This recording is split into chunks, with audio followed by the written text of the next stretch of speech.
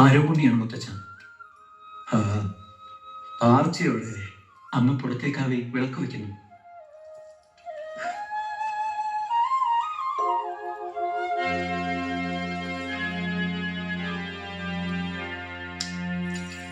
ചുവന്ന തൊടുകുറിയുടെയും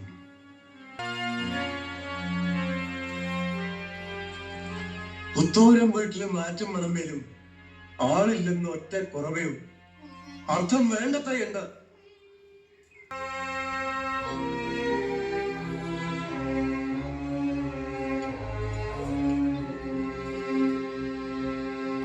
എന്റെ അമ്മ പണ്ട് പറഞ്ഞിരുന്നു, പുത്തൂരം വീട്ടിലെ ആണുങ്ങൾക്ക് നേർച്ചക്കോഴിയുടെ ആഴ്ചയിൽ ദൈവങ്ങൾ തരും. അതും സത്യം. ആരെ തിരഞ്ഞാണ് നിങ്ങളുടെ പോക്ക്? മൊഴിയില്ലാതെ ആങ്ങളെ ചതിച്ചു കൊന്നല്ലോ ഒരാൾ. കോലത്തിരി നാട്ടിൽ ഇപ്പോഴും പുളയ്ക്കുന്നുണ്ട് അയാൾ. നാവിനറപ്പുണ്ട് ആ പേര് പറയാൻ. 500-300 പേർ ചേർത്തയാണ് വടകര നമ്പ്യാന്മാർ എന്റെ മകൻ ഈ ആരോ ഉണ്ണിയൻ കാരപ്പറമ്പിൽ വെച്ച് അപമാനിച്ചത്. അമ്മാവനെ കൊന്നതിന് മൊഴി ചോദിച്ചു വാ, എന്നിട്ട് മതി വീര്യം കാട്ടലെന്ന്.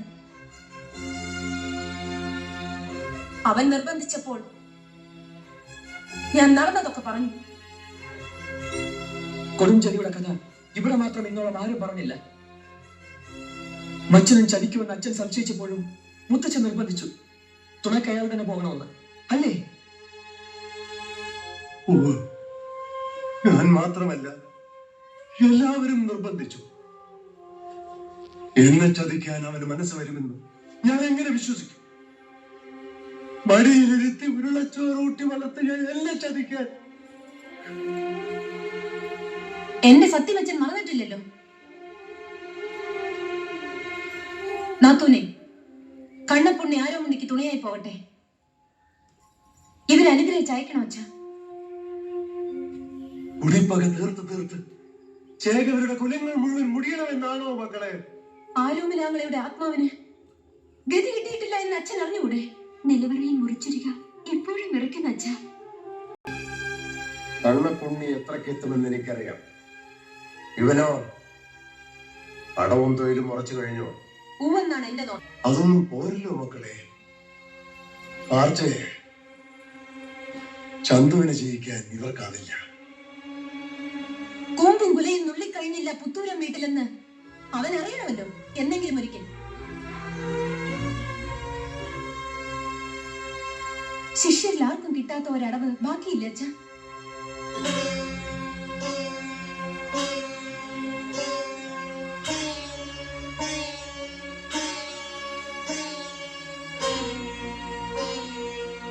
അവനെ ജയിക്കാൻ അതുകൊണ്ടേ കഴിയൂ. അവന്റെ തല കൊയ്യുമ്പോൾ പറഞ്ഞു വെട്ടണം, മുത്തച്ഛൻ അനുഗ്രഹിച്ചു തന്ന അടവാണിതെന്ന്.